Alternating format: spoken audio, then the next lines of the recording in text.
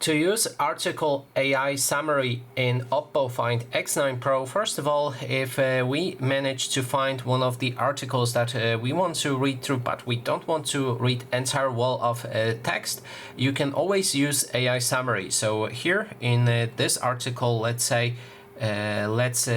first open this article, then right here in the toolbar we should be able to find article summary.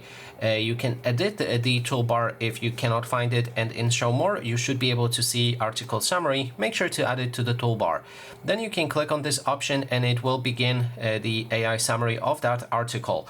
I think it should even use the language. Yep, it does.